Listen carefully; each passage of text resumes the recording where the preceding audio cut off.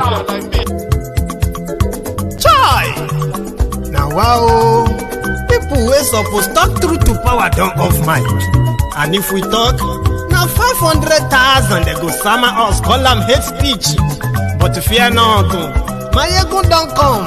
Him go torchlight every corner, nooks and cranny of all these bad people where they spoil our country.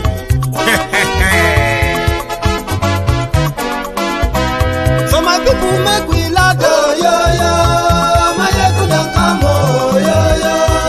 My people make we shout, oh, yo, yo. My ego don't come, oh, yo, yo. My ego don't come, man of the masses, oh, yo, yo.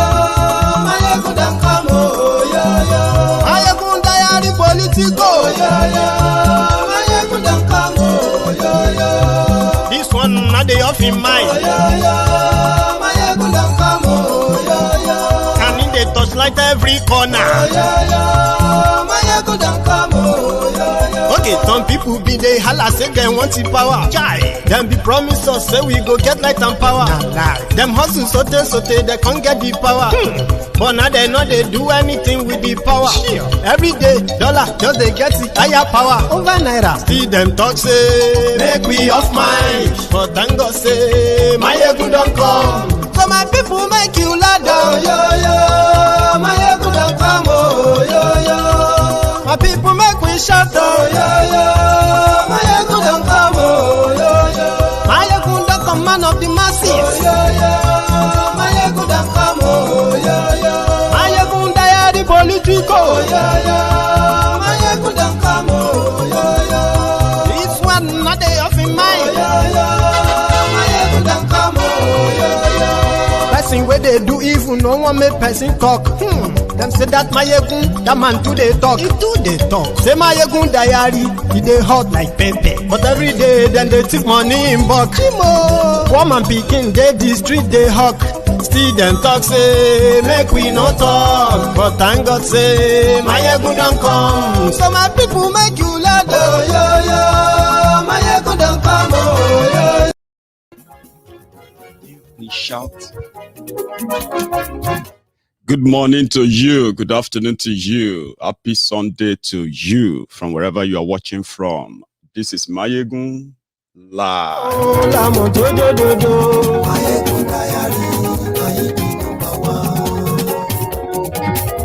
Thank you.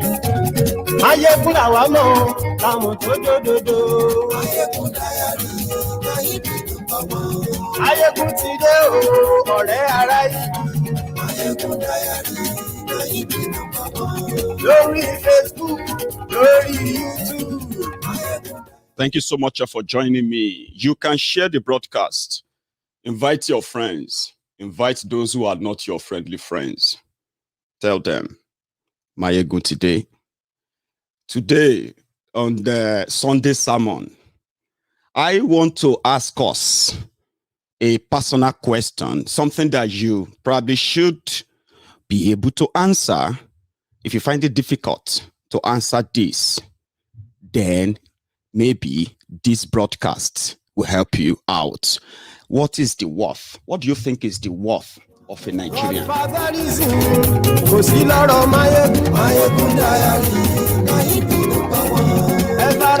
Thank you.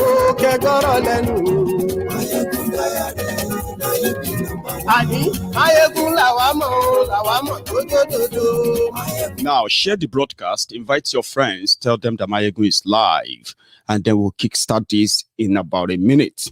So if you are just joining me, and if this is even your first time, you can go on to Mayegun's Diary Politico on YouTube, just for a moment, okay? And give your subscription, subscribe onto Mayegun's Diary Politico. Let's swell the number, just for a minute, if you can.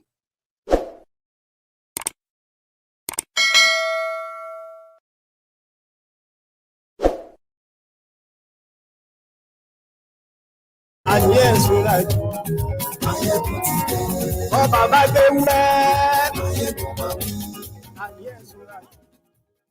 today. Thank you very much for joining me again. And for those that will be joining us later, I'm going to say welcome to you, okay? To everyone joining me this afternoon or morning or evening, whatever time you are watching this, okay? Nigeria is a crime scene. And many of us speaking up, right? Even though some will say, well, you are just exaggerating it. You are making it look like it's an Armageddon. You are making it look like it's going to blow up. Okay. When these things sound so exaggerated to you, trust me, you haven't even heard half of it. With the level of secrecy, with the level of how they bury information in Nigeria, the little ones that are sprinkling out little by little that people are picking on, digging into to expose further fraud or lies that they cover up, are the little you are hearing. Oh, you don't even have a clue how rotten, how deeply rotten that rich system is and why it will never work. Let's start this way. If it is not yet an Armageddon to you, it is because maybe it hasn't happened to you. In the last 12 years alone, over 300,000 children have been killed by the terrorists in Nigeria alone.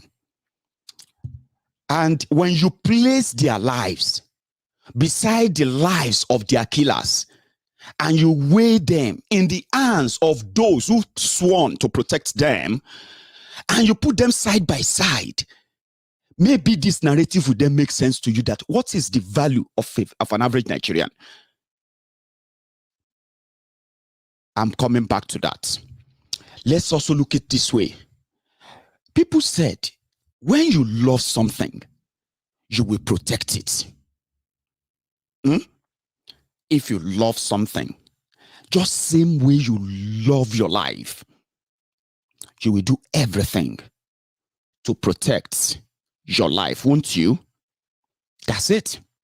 That same feeling, attachment, goes with every other thing you have interest in, like family, friends, colleagues, community, towns, cities, government, on and on and on like that. Then when you have people who personally felt like Nigeria is their inheritance, and they treat Nigeria like a piece of garbage, and Nigerians like piece of, complete it with whatever you think should be. And it is obvious with their ways and actions towards the country. When you love something, you would protect it, won't you? If patriotism is about love for country, then there is something that must trigger patriotism. You don't force it. There must be a connection, something people don't want to lose. As you are watching this video today, Nigeria and Nigerians, majority of them have no connection to that Nigeria because it doesn't really exist. Now, when you look at all the people who have managed to be in charge of Nigeria, their own track records and what they did to Nigeria, what they did to Nigerians that brought us to this level today, you will realize that no single one of them is in the interest of any of you, but theirs and their allies. Yeah? And you are being asked to be patriotic when there is actually nothing to really connect you or something to strike that patriotism.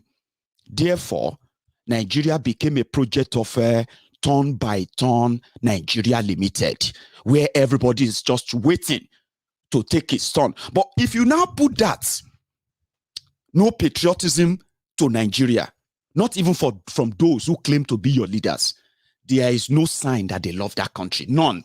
In fact, if there's every evidence we have, it means that they hated the country so passionately that they will kill to sustain that hate. And they will use every means of diversion to keep you distracted as they keep that hate nourishing. But when you put that side by side to how people feel when they heard that government of Fulani Republic of Nigeria wanted to take over their ancestral land, can you put that same patriotism towards Nigeria and your patriotism towards who you really are? A Biafran, Oduduwan. You know what I'm talking about? Who you really are. Your reaction towards that is the true patriotism that they don't want you to react to. Because the more you react to such patriotism that makes who you are a Yoruba man, an Igbo man, an Efik man, a Ijaw man, Yoruba man, you know what I'm talking about? Who you are, the one they buried under the fraudulent Nigeria. The more you stay connected to that, the more you found out more about it, the more detached you are going to become towards Nigeria. Because for decades, the only thing that connects us to Nigeria is the first patriotism. And I'm going to break that down for you. Asking them to break Nigeria doesn't make you an enemy. In fact, it just makes you a patriot. When you walk around and you say, I am a Biafran, and it is Biafra or death, my brothers and sisters, it is the most noble choice that you are taking. You know why? The current one they will want you to stick to doesn't even give you that recognition and respect for who you are, except to take a false identity led by selfish individuals who are also product of selfish citizenships or citizenry, the same country, the product of their leadership. Yeah, I have said this many times on my Egun's Diary Politico that the leadership you have in Nigeria, the greedy, selfish, and corrupt leadership you have in Nigeria, they are the reflection of many, many, many of us. They are not people who fell from the sky.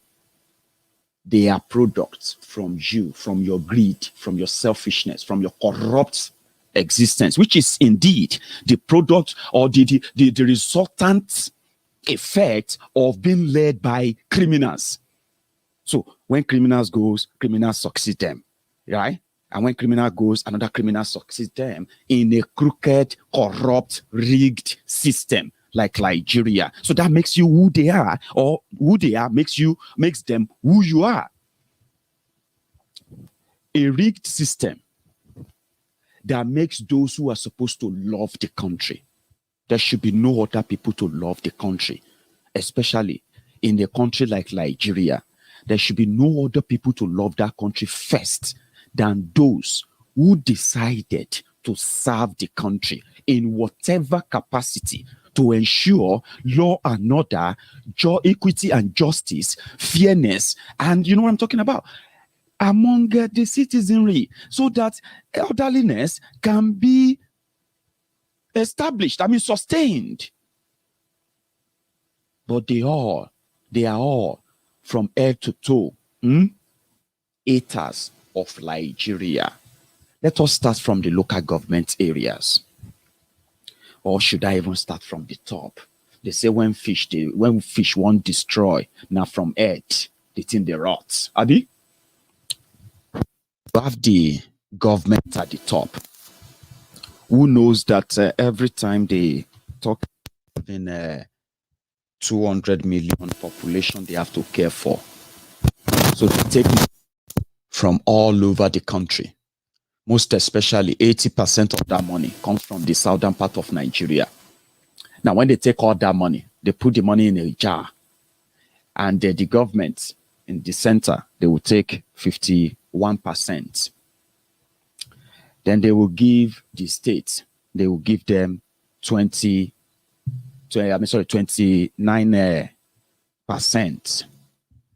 And they will give the local government, they will give them 20%. Now, if they make $100 million, they will take $51 million in Abuja. They will give $29 million to states. They will give $20 million to local government areas. For federal government, they are just a people of less than 10,000, including their National Assembly. For the states, they are not more than total people of 25,000 all over the states. And then for local government areas, they have 774 local government areas that you can say probably comprises of more than, more than 40, 50,000 of them who are supposed to administer that money. But this is what happened. When the ones in Abuja takes their 51 million from this money, nobody knows what they do with it, or except what they tell you they do with it. The fraud starts from them taking the money from everywhere, including the money made from oil. Now, the money made from oil, the state who owns the oil, they don't know how much of the crude oil they extract from their state. Nobody has a real reliable data, nothing. They just tell them, yeah, we extracted 40,000 barrels from your states, so we are giving you this. Do you understand that? That's how they do it. That's how they arrive at that money, the 100 million in the first place. Now, when they give that 29 million to states, when they give the 29 million to the states will keep their own 29 million. The remaining 20 million to local government, state will collect it too. Now, it is now between the federal and those states where one take 51%, the other take 49%. All right? Now, the 49% is now administered according to those governors in their own different states. They do whatever they like with it. Now, when they waste that, they now have to go through the CBN to print them more money because that money is not enough. Then they will have to go borrowing, both federal and states, abroad. Now, when they go borrowing, what happened? They have nothing to offer. Okay, they have nothing. No production that are actually like, they say every cargo that lands in Nigeria, they leave Nigeria empty because they have nothing to live with. Therefore, Nigeria became a dumping ground. So when they go abroad, what they actually offer is, we'll just downgrade our Naira for you. So that if you have to trade with us, you won't have to worry about exchange. So we'll devalue it for you. Devaluing your Naira means when they go borrowing, the same money they make and plunder in that same country is the amount they go out there to borrow. Now, when they go borrowing, they will tell them, you have to downgrade. You have to, devalue your Naira by 10%. Like magic, tomorrow morning, everybody will just wake up. Naira is now 600 Naira to $1. You'll be asking yourself, what happened? What changed? Because they've gone borrowing again. Now, when they get that money from borrowing, they plunder it too. Now, when they plunder that money, they go back again and say, well, we want to borrow more. This time around, we'll devalue more. Now, servicing that money means that those who are unable to cope as their businesses will eventually fold up. All right. Those who manage to survive, they have to increase their price. And you'll be asking, why did I buy, a can of milk for 100 Naira just 2 days ago? And I went to the same shop today and they're selling it for 200 Naira. 100% increase. What was that? Yes, because of the criminals in charge. If you love your country, you will never go into a deal to devalue your Naira, to devalue the lives of your people, to devalue the economy of your people. 200 million people, subject them into poverty. If you love your country, I don't think you would do that. They have 200 million people the ones at the federal, from his 51 million, he wants to build power for the entire country. From his 51 million, he wants to build the federal highways all over the country. From his 51 million, he wants to build schools and hospitals all over the country. The fraud, that's the fraud Nigeria is. Oh. Some of you who really didn't see through the whole thing, and you continue to think somebody is going to come and manufacture this El Dorado for you. Your life doesn't worth a jack to them. And this is how. A country that you love so much, you will never be negotiating with terrorists and releasing them while their victims are languishing in refugee camps in your country, uncared for, dying of different diseases. No, you won't do that. In 2020, it was last year, they said, they have a ministry called Ministry of Power for Electricity in Nigeria, but they didn't trust the minister. So they sent your former de facto president, Abba Kyari, to Germany because they were those who could discuss it for you. Abba Kyari went to Germany, met with Siemens. Apart from the corruption linked to it, yeah, because they said Nigeria wanted to build them before they can then let them do the job. Abba Kyari returned to Nigeria with coronavirus, and the rest is history. And then, was that the story of getting electricity in Nigeria. 2 years or over a year after that, yeah, people are still in darkness. 200 million people. Successive governments in Nigeria, they've managed to generate 4,050 megawatts of electricity for 200 million people. Lagos State alone will need more than 50,000 megawatts of electricity to run uninterrupted electricity supply 24 hours a day, 7 days a week, and 365 or 66 days a year. In Lagos State alone, they will need over 50,000. And Lagos can generate on their own if there is no any link to this fraudulent government of Nigeria, FGN, right?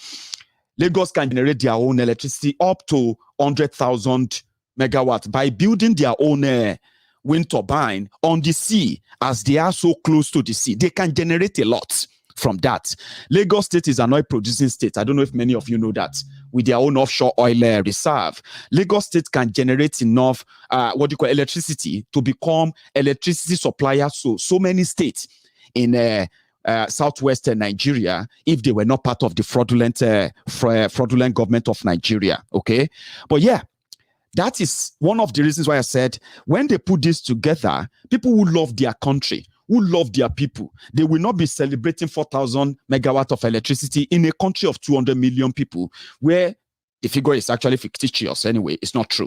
All right. When they say 200 million people, they will give the chunk of that population to a desert in northern Nigeria. We found out that that's scientifically untrue. Scientifically untrue that the population of the north is more than the population of the south. And that's why they said, if you believe that they are more, why don't we just do scientific counting of people, real people, this time around, and see the fraud you have been made to believe for so long. That's not that. Now, states can generate their own electricity. States can become viable, economically viable on their own without any attachment to this fraudulent government of Nigeria. Okay? Now, they don't love it, the country. Coronavirus came. Their people were at the verge of extinction and complete wipeout with the arrival of the pandemic, especially at the early stage. But what did they do? They banked on it. That's what they do in Nigeria. Okay? Criminals in charge who are supposed to love you, to care for you, they allocated money to buy food and give to people, the vulnerable people, they said. Guess what? They ended up having to put them and keep them in safe houses. And they said, hoodlums broke into them. Hoodlums. Who are the real hoodlums? The criminals who allocated money to buy, food for the poor people they said will be affected by the pandemic, only for them to stock the food elsewhere in preparation to use the food to buy them for elections. Some of them were even rebagging the food, rebranding the food, and they were giving it COVID-19 support coming from Honorable Lagbaja to Honorable Tamedun, and so on and so forth. In pandemic, that's what they do. people who have one way or the other, who felt like, oh, maybe this pandemic will make them now see reason. Since they can't travel abroad, they can no longer go and see their doctors. Maybe they would now at least pay attention to your hospitals. Selfish, corrupt, greedy people, they ignored. Today, as your hospitals improved, that is what we are talking about. And where would that patriotism then come from? Especially the one they're asking you to give. Be patriotic. Think about what you can do for your country, not what your country can do for you. And the people who are quoting this line, they are the scavengers, scroungers, pickpockets, lazy, freeloaders, bunch of loafers who just wanted to take from you, and they have nothing to add.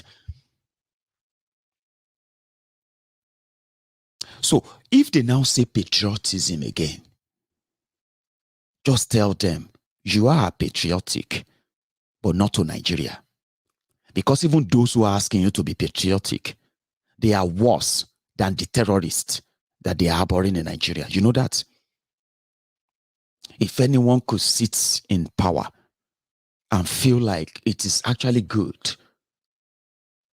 to put repentant terrorists on their payroll at the expense of millions of people who have become victims of their jihad, then such person shouldn't be talking to you about patriotism. No. Going back to the States, where I believe that if this movement, where people are beginning to see the exact default called Nigeria, and the only way to fix it is not to ignore it, it's not to pretend that it's not there, it is to face it squarely, address it, and help break it up. The viability of each state lies in them not being part of this fraudulent arrangement. They are preparing you for another election. It's not election. It is just going to be the validation of the fraud that put you in this current situation. So how much do you really think your life is worth as a Nigerian? How much do you really think? And I'm talking about life here, not just about the insecurity now. I'm talking about those who have the capacity to ensure that child mother mortality rates get so reduced or completely removed or ended, choose to milk it, which is what they do in Nigeria. Let me give you another instance. You remember when the passport scarcity all over the world, including in Nigeria? We are talking about patriotism now. David Udain, that guy, I'm still trying to picture when I'm going to bring him onto my Egun's Diary Politico, so that I can actually have to, or we will have the chance of listening to him. The guy did something. You know, when they did this passport scarcity about a year ago and a few months ago and even till now, it was organized and the crime was perpetuated by those who were supposed to be patriotic Nigerians in position of authority. What did they do? Do you know that the person who is behind the printing of your passports, your e-passports, well, if you are holding one, because I'm holding one, I don't even know where it is. Anyway, I've not seen it for the past 2 years or thereabout, because I don't think I actually needed it. The person behind that is a Yoruba man from Badagry. And he used to be a former attaché to the Nigerian delegation of, attaché of the Nigerian delegation to the United Nations in America. This guy was using that position to smuggle cocaine into America. We are talking about in the 80s now. It became so notorious that even in one of the operations, it's like you flying with the president or flying with any ambassador or anything, and you are using that, diplomatic cover to ferry cocaine, huge of it, right? So they caught him, but they used diplomatic channel to bury the case, and it just went fully off the radar. In 2003, under Obasanjo, he came back again, with the company he registered sometimes in the late 80s or early 90s, a digital company, like, technology company. Obasanjo gave him the contract because it was around that time they were planning to, get onto this ECOWAS passports, e-passports. They gave it to that guy. That was how, that's how a former, a drug dealer, a convicted, wanted drug dealer, became the person that has been printing your international passports in Nigeria. Now, that is not even the story. The story is that there is a man called Babandede. Babandede is the immediate past controller of Nigerian immigration. Guess what? When he came, they started us this drama under Bokwari, drama of, opening up, passport posts all over the place to quickly fasten the process of getting your passports and all of that. Yeah? But it was a lie. The rackets got so bad that even abroad, people are collecting bribe. Imagine me, because I want to collect a Nigerian passport after paying the legal fee. I have to bribe somebody if I wanted to come out quickly. In London, in America, in Canada, they will tell you they are waiting for papers. They are waiting for papers. You know what this guy did? He collaborated with another Asian-based, Asian country-based tech company to be the ones to build the back-end info. All of our data, all of you, we don't get Nigerian passports, all of our data, everything is in the hand of this third party in somewhere in Asia. And the person who have the key to it is a former drug dealer. Now, Babandede, because that's what they do, all these Fulani terrorists in government and their collaborators across the Niger, the Fulefus of the South, right? You know what they did? They deliberately stop it so that it will, scarcity will increase demand and people will ask for more. It got so bad that they said if you go to Ikoyi passport office now, you actually think you are in Kano, okay? Now, it got so bad that he made so much money. And he told people that he just wanted to make money. All right, just want to make money. The racket is still ongoing. In the investigation of David has prompted them now to say they are trying to do something right now in Ikoyi immigration office. Deliberate. And this is what happened. While they were making cool money in Lagos, in Abuja, in Port Harcourt, where people will be like, wait for months. If you don't want to wait for months, people were paying as much as 400,000 naira, 500,000 naira to get their passport. That only cost something around 45,000 naira. That was how bad it is. So many people lost so many opportunities, especially those who had to travel because they are still using their Nigerian passport abroad. Some of them who had to leave Nigeria for a job, they couldn't because they had no passport to go and get their visa. And so many things were affected. Students who were supposed to get their visas and to go and study abroad and the rest of that, many of them couldn't go.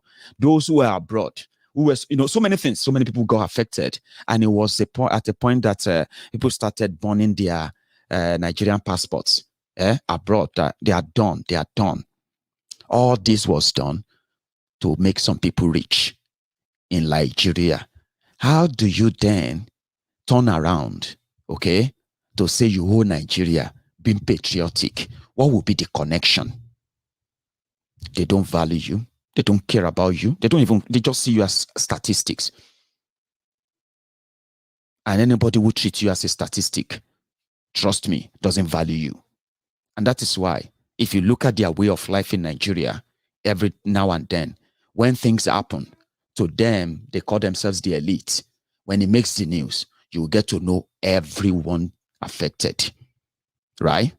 But when it affects the mass of you trying to figure out your life, get caught up in the mess created by them, right? They will use statistics to address you, including their media. 49 people get killed. 130 people killed. 45 soldiers killed. That's how bad it is. That even when soldiers or policemen are killed by these terrorists in Nigeria, their media will say 7 officers killed, 18 soldiers killed, 120 soldiers killed, 45 policemen killed in 6 months. You know what I mean? That's what they do. You don't get to see their names. You don't get to see what happened to them. You don't really get to know them in order to have a connection to say, how could they do this to this person? Imagine if they have a system that treats you as a citizen, that treats you as a human being, that really values you, and somebody dies or somebody get kidnapped and it actually makes headline every now and then. Imagine the numbers of headlines that people imagine numbers of headlines that will report millions of people killed by these terrorists if indeed they value you. That's what I'm talking about. What is the value you think, your value? So they treat you as statistics. I'm glad that I've managed to get more than 800 episodes of my videos on YouTube alone. And if you go onto my Facebook page, you probably will see more than 1,000 of my videos. So if anything happened to me and others, they will still do me the honor. You know, that Scotland-based vlogger, activist, or whatever they would describe me as, got kidnapped. They will give me name. You know why? Because my face is everywhere now. What about you? If I get killed in Nigeria, it will not just make headlines in Nigeria. It will also make on all the social media. People will say, who is that guy? Mayegun, who is that? It will be easier to say, oh. You get what I mean? Not just in Nigeria, it will make headlines all over the world. It depends on which of the platform you want to reach. You know why? People will begin to say, who is that guy? Because I have a name. I am no longer a statistic. But do they see you that way? Of course not. If you get killed en masse, 15 people killed will be the headline. If you get kidnapped, 35 people get kidnapped on Lagos-Ibadan Expressway will be the headline. You will just be treated as a statistic. So where is that patriotism then?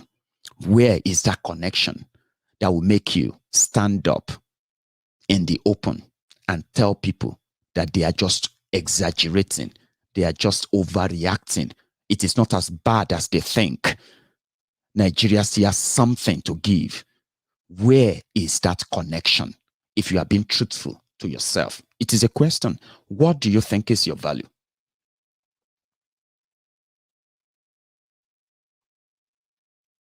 And if you don't value yourself, don't expect anybody to do it for you. And that is where the missing link is. You see, the moment you value yourself, the moment you begin to question your existence, the moment you begin to ignore the material things that many people want to use to define themselves these days. Who are you? Who am I? I am Mayegun, one man mopo, one man battalion, a man that enters a place and you think he has hundreds following him. A man that speaks and his voice echoes like that of thousands of others. Just a face that doesn't need any promo. One man battalion. That's Mayegun. He won't take shit. He won't give it. And he won't ignore it, even if it's happening to someone else. That is Mayegun. And then, if anybody wants to then undervalue me, or try to value me based on material things, it is left for me to tell them, no, you are wrong. And I don't have anything to prove to you that you are wrong. But if you want me to prove to you that you are wrong, Then wait for it. Value yourself first before every other thing. Because if you don't actually value yourself, respect yourself, or know who you are, there is 100% possibility that you will never value other people. And if you don't value other people, that's it. You will beat them. You will be in their world. There are many like you who are already in their world. Because like I said, they are actually the reflection of you. Those who lead you, those who put you in this mess, those who push us to this point, they are the reflection of us. Then it is now on you to say, why should I, in the first place, be so bothered, so triggered when people say Nigeria should break up? Why am I triggered? If you ask yourself that, you will realize that if any answer ever comes to mind, that why are you triggered, you will realize that it won't be any reasonable reason that you are triggered. Trust me, it won't be. But let me ask you, why do you not want Nigeria to break up? Can you give me just one or two good reasons why you think Nigeria should not break up? Genuine ones. You are likely not going to be able to give any for real, other than using the same flippantry nonsense that these guys always, they always spew most of the time. God created Nigeria. God did not make mistake creating Nigeria. God wants us to be together. That is why he brought us together. Are you that naive? Can you then ask God? Are you bold enough to go and ask God and say, God, this is a mistake, I have to say. This can't be your creation. You can't be this mean. You can't actually create us to be this and say it is your God, it is your creation. If any voice sounds back to you for any reason, it's going to tell you, my son, I did not create Nigeria.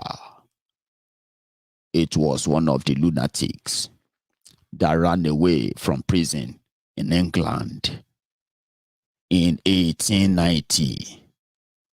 A thug, a lunatic called Lugard, that created Nigeria, my son. If you can hear from God, trust me, that is what you will hear. He did not create Nigeria. God can't be so wicked. Have you not thought about that? Like, God can't really be so wicked. What have you not done? They told you to be faithful. They said, God said, I think it's in the Bible, that if there's just one honest, faithful, godly person in that city, I will spare that city. And when it got to the Sodom and Gomorrah, he said, if I can find just one, I will save the city.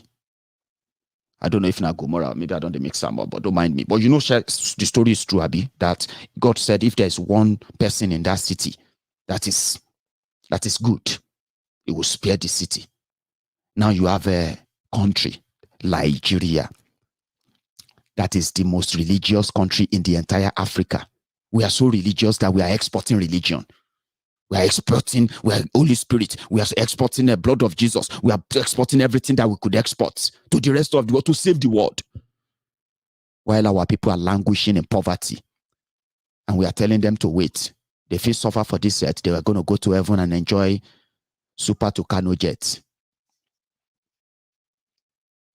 That's how religious we are. So ask yourself, does that mean that there's no one single saint, honest person in the entire Nigeria that God continue to punish you with heartless criminals from local government straight to the presidency? Have you not questioned that? They say make you fast. You fasted. They say you should pray. You prayed. They call something national prayer. You are doing it. Former genocidist is the leader of the national prayer. Imagine that too. Is that not hypocrisy? The man will tell you, say, make you never entertain television in your house. You remember him? What's his name again? The one that said having television in your house is a sin. The man too is joining them in national prayer, attending national prayer in private jets and limousine convoy. Oh boy, things they happen. Does that mean there is no one saint person to let God show mercy? It is the brainwash. They have brainwashed many of you. And if you can think deeply, you will agree with me that it is not God. God can be so mean. I mean, like literally, it shouldn't be so mean to us. That tells you that he no get business with Nigeria.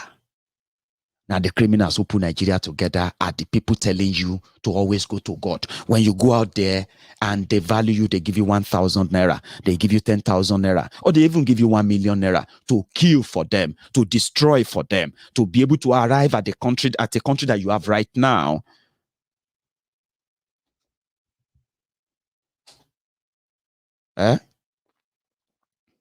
So it's never in any way valuable, I would say. If they value you that much, and they value and they love the country that much or this much, I hope we won't actually be where we are today. But trust me, if there is actually one person in that country, maybe God will spare, but God didn't create Nigeria. He did not. Now Lugard created it, and it was meant to be a business experiment, economic experiment. So if you ask yourself, what triggers me? What would trigger me if they are talking about Nigeria or breakup of Nigeria? The moment you realize that it is not worth it, except if you are also waiting in line for your own turn, then we will understand and say, bros. So now because you yourself won't become senator, because you won't become this. Now so now just pretend about your one Nigeria. All right, so go there, go change them all. That's what they tell us. They want to go there and change it, only for them to get in and be changed. And they turn around to start doing aspire to Maguire, acquire to perspire, to retire and disappear. Or this inspirational speaker about one Nigeria. What triggers you when you can actually be anything and everything in your own land, where you speak your own language, where we understand ourselves, where we fight ourselves? If you feel like you want to cheat us, they use grammar and all of that to do what?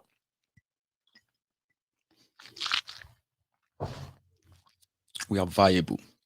We can survive. We can get respect. We can value ourselves. I mean, only if we value ourselves with others or other people value us. And that starts from the only patriotism we have. And what is that? The who we are. I'm an Ijebu man. A tribe that is part of the Yoruba ethnic group in Nigeria of today. We are Yorubas. And I know who I am. I know where I come from. I know where my soul will be if I have an opportunity of making a difference. You know where you are or you are from, and you also know what connection you have to that. That is what is called patriotism. That is what is called a connection. That is what you should build on. Stop wasting your time in trying to save a sinking country. We are having it already. There is already systemic breakup of Nigeria. The only thing that attach Nigeria together is the money. It's just the resources and the money that comes from it. That's it. If that money is no longer being shared together, trust me, the Nigerian lifespan is now timed. It's not a matter of, it's no longer that if Nigeria will break up. I've told you, it is just a matter of when. You get what I mean? It will happen. That systemic breakup needs your own connection. That's where you're going to find your own bearing. That's where you're going to find your own line. That's where you're going to find your own reconnection. Something, your purpose. Something you can live for. Something you can pretty much pass on to your own children. Something your generation from generation can be of, at least of value, so to say. Something that will be in your memory if you do it. Find your purpose. If we are talking about national politics, let Yoruba national politics be your politics. If you see their politicians today who walk straight into you and they are talking about glorious Nigeria, blah, blah, blah, blah nonsense, they are not different from those who are doing it now. Okay? Most of the time, they are just recycled. You know them all the time. They can no longer make any difference. They have all run out of ideas. Okay? But if we build and grow and swell the rank of those who have the connection to their own grassroots, to their own heritage, to their own ancestral heritage, as a Yoruba people, you have it, I have it, as an Igbo man, as a Biafran, as an Efik man, as an Ijo man, Robo man, Egba man, Oyo man. Tell me, you have it in you. And the moment you find that purpose and that connection, the better you detach yourself from defending Nigeria, so that when that time comes, we have real patriots, real people who love their people, real people who love their land, the real people who want progress and who want generations never to be subjected to this kind of enslavement that our own forefathers died enduring. Me and you, we are here now. In another few years, we'll be gone. What will be that purpose we're going to live for our children? What would our children be standing up to fight for? I mean, to sustain something that some of us came to realize today didn't come so cheap. Let's question our own forebearers who remember that the heritage, the tradition, the culture, the value must be passed from generation to generation until it got to a generation that watered it down in the name of Nigeria. They told me Nigeria is more important than who you are, than who I am. They were wrong. They are wrong, and you need to prove them wrong. You can't defend a country that doesn't value you. Okay?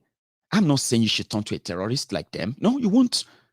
But you can be an advocate of change, something that is so grounded, where we are all involved, and we know why we are involved. We know that we can rely and work with Ilana Omo Udua. We know we can rely and work with IPOB. We know we can rely and work with the Middle Belt Alliance. We know we can work with many other organizations, but what we need to do now is to harmonize them. And you can only harmonize them when people knows why they are involved. I just told you now, find that purpose. Why do you think you should be involved in defending and protecting that heritage? Now, this is how it works, right? Nigeria may not break up right away. In fact, Nigeria won't break up right away. The process of it breaking up has begun. Don't let anybody deceive you. There is no reversing gear. It is in forward. It's not coming back. It is a matter of when, which is time. Okay? Now, you should begin to realize that the more people feel connected, the more they feel like they have to defend there. Do everything. Physically, directly, or indirectly. When you begin to grow that number locally, that you sit with somebody in a local bar, or right there in your shop, or even right there in the office, and the conversation goes into Nigeria and who you are, tell them, I'm a Yoruba man. I mean, you can't tell me to underplay who I am in the name of Nigeria. That doesn't actually see me as who I am. Nigeria see me as a statistic. But I can change that by proving to them that I won't beg for respect. You will respect me. You will respect me. Now, when you have that mindset, all you have to do is what? Do it right. Do the right thing. Respect others. If they don't reciprocate, don't be that Mr. Nice person. That's the change we are talking about. The moment we begin to have the numbers of people that says, why can't we have this conversation? Why should we just take it hook, line, and sinker?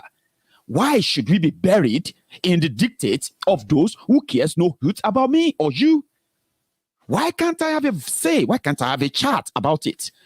The fact that you are telling me that I can't have a chat about it, or having a chat about it is conditional, simply proves the Mayegun's theory, right? I am just a statistic to you. And I'm never going to be a statistic to you. Now, when you have that mindset as a person and you pass it on, let them know why. We have talked about the whole destruction. Of course, we have all been affected one way or the other, good or bad. But we can change the narrative by telling them we are taking a position like others, and we don't want to join the bandwagon of ignorance anymore. Why am I defending a place that treats me like a statistic? If anything happened to me, they will say, well, you are not the first. Other people have faced it, so just bear your own cross. I am not valued as a citizen. I need to change that. Then I have to make them respect me. How? By telling them and showing them that I'm not afraid of who I am. Who are you? Yoruba man, Omo Oduduwa. Omoalade. Ha! We are princes. We are princesses. We are crowned princes and princesses. We are freeborns. We were the last to agree to their colonial conquerism or whatever at the time because we fought them. How dare anyone look at me and see me as a statistic in a project that should be a partnership project? But it is not partnership. Nigeria project is not partnership. It is a dictatorial unitary system that says, do as I say, not as I do. You get what I mean? That doesn't make me who I am until I have to show them. Showing them means if you are a Yoruba man, support Oduduwa nation. Support Yoruba nation now. That is your identity. They are asking you to fight. That is your heritage, your ancestral linkage. They are telling you to deny for something that doesn't give a damn about you once you say you are a Nigerian. Come on, man. Who wanted that? I mean, who actually wants that? I don't want that. And I bet if you have a choice, you're never going to want that too, would you? Your value. When you look at the whole system, healthcare, security, economy, policy making, law, monetary laws and monetary policy and all those things. When you look at all of them, you can see through the charade where those you didn't vote for. Well, let me put it this way. You voted for them or you helped them rig themselves into power. And they turn away from their responsibility. And when you ask them, can you please fix these roads? Can you fix these schools? Can you fix these hospitals? How can we be living in a country where over 20 million children who are school-age children that should be in school are on the streets, roaming the streets, begging, falling in the hands of pedophiles, of different criminal rings all over the place, including the Boko Haram, recruiting them to become child soldiers, to become killers, to become addicts and drug addicts. How could you have a system that won't fix that? And you have no say. Come on, man. We are freeborn. Our future is bleak. Not because we are complacent or because we are lazy or because we are stupid. It is because we are not even allowed to think, not to talk of say it. They don't value you. You are only valuable to them if you can help them to continue to hoodwink the gullible, those that will buy their lies, those that can at least feed on your personality and say, well, if my ego says that thing, I believe it. Except if you are going to be that useful to them, then you are an enemy. But are we an enemy? Are we their enemy? Or are we the enemies for telling you that you can actually make a choice in a seamless, in a same choiceless situation. Because currently, with the Nigeria you have no choice. Just take whatever they give. If you complain, you will be punished.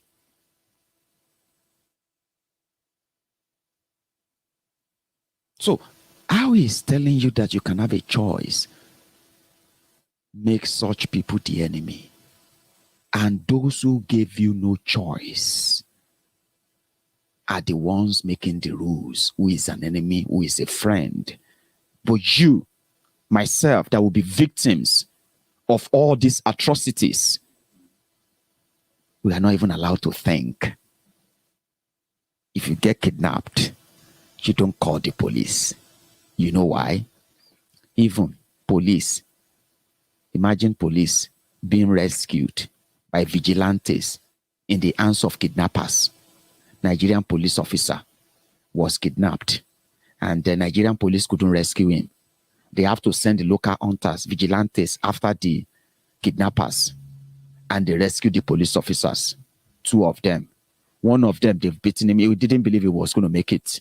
He actually hugged the vigilante so tight, like his life depended on it. That, you gave me back my life. And I'm supposed to be, it is meant to be the other way. I'm supposed to be the one to walk and protect people. Chaize! That's how Nigeria has become. They closed down police station. Yeah, police station closes at 4 p.m. for security reasons. So if anything happened to you between 4 p.m. and 10 a.m., you are on your own in that part of the country. No joke. It may sound funny to you. It's not funny. There are parts of Nigeria today that their police stations actually, some have packed up. They've packed off completely. They've left the whole place. Some are actually, like, for security reasons, they have to shut around 4 o'clock. Everybody will go home, including police officers. They will take off their clothes, take everything off before they go to public, so that they don't want to disappear. That's how terrible it has become. And people who love their country will never let that happen. Or any other places will never get to a point whereby terrorists will be walking and roaming freely in a country where people are supposed to be protected. Those who are supposed to protect you are making money from it. They are calling you statistics. 40 people killed, 60 people killed, 99 people killed, blah, blah, blah people killed, 300,000 people killed. These are human beings. That could be me. That could be you. And as they say, today's today's victims, they are yesterday's survivors. So tomorrow's victims, they are going to be today's survivors. You get what I mean now? It is turn by turn Nigeria Limited. As some of you are waiting to take your turn on how to loot and get involved and steal and get yourself rich as your useless leaders, because like I said, they are just reflection of many of you anyway, right? As you are preparing yourself to take over, so are so many people who are going to be the victims of those policies and those decisions and selfish things you're going to do. The victims are going to be the survivors of today are going to be your victims tomorrow. But if we have a large number of people that begin to realize that going into an election in a country where you don't have a say, they've told you already, Southern Nigeria is a conquered territory, no joke, and they mean it, and I'm serious about it. Because, by all means, by all standard, you can't do anything other than for you to take drastic decisions of a united Southern Nigeria to push back. How? You can't, you can't vote them out if they don't want to go anywhere. They control the number as they have managed to bury them in your system to make them look real. So many of you in the South also believe that. You either go cap in hand and tell them you give them whatever they want just to make you president to join them and, continue to continue to pillage your country, continue to, victimize your people and the rest of that. So it's just going to be like a catch-22 for some of you. As you are doing that, those who are going to be victims are also on the queue. So when we have large number of people who understand that they don't go into that arrangement, signing their own death warrants by validating an election that is going to kill them, then what do? You boycott it. You ask for a referendum. You don't go into a fight that you did not set the rule. You didn't set the rule in Southern Nigeria. They did. Now, since you didn't set the rules, right, you are not obligated to obey it. Yes, they said if you don't participate, they will nominate anyone to be the governor and blah, blah, blah. They should nominate wherever they want to nominate. What about those ones you pretended to elect, to have elected? What happened to them? Has your lives changed? What happened to the 33% unemployment rate, where you have over 60 million of you? I mean, like over 80 million of you unemployed in Nigeria of today, 33%. Think about that. So what happened to those you elected? What happened to those I voted for him? That's what I voted for the past 22 years. Where has that led you? Where has that taken you to this day? You are just validating their fraud. As you validate the fraud, when they manage to give you the crumb back, when they construct your drainage, when they manage to construct half kilometers of road, poorly handled anyway, then they commission it. They throw parties. You say, well, that's what I voted for. A few years after they left, you go back to where you are. The same shanty places, ghost towns. When you go to some of these places, especially in Yoruba land, or if you go to Igbo land, I mean, places you will expect that reasonable people are living. People who actually have, they should understand the fact that the value of human lives. When you go to some of these places, apart from their state capitals, you will think you are in war-torn areas where they just fought civil war. I'm not joking. And that's how terrible they have been. And many of those who have managed these states or these places in southern Nigeria, they continue to give themselves award, pat themselves on the back that they did a good job. When I was governor for 8 years, I built. When I was governor for 5 years, I did. And at the end of the day, you look back, what you see is poverty, dejection, complete destruction, underdeveloped places. And you ask yourself, where are the gold medals coming from? They are coming from the blood of those that died in their misgovernance. But when we have enough number of people who feel like, no, we deserve better, we'll boycott that, we'll change that. They are telling you right now that if you do that, you will be doing yourself injustice. Tell them, you have been doing yourselves injustices for so long by validating their fraud, believing that they can make a difference. Rather than make any difference, they make it worse, right? But when we have large number of people who can think that way, the battle is half won. I hope I'm going to see you tonight. If you have the time, you should join me. I mean, it will be interesting where we have our normal prime time, 9 p.m. tonight. So thank you so much for listening to me today. After watching this video, reflect on it. Think about yourself. Think about people you love. Think about the community you love. Think about the colleagues you love. Think about the state you love. Think about everyone around you. And you will realize that if you love them truly, you will never stand up and be using Nigeria to blackmail them, using one Nigeria to persuade them. You will stand up and tell them the truth. You will join the movement. You will join the army of liberators who will never leave this battle for their own children. I hope this sinks in. I'll see you later tonight. Good afternoon.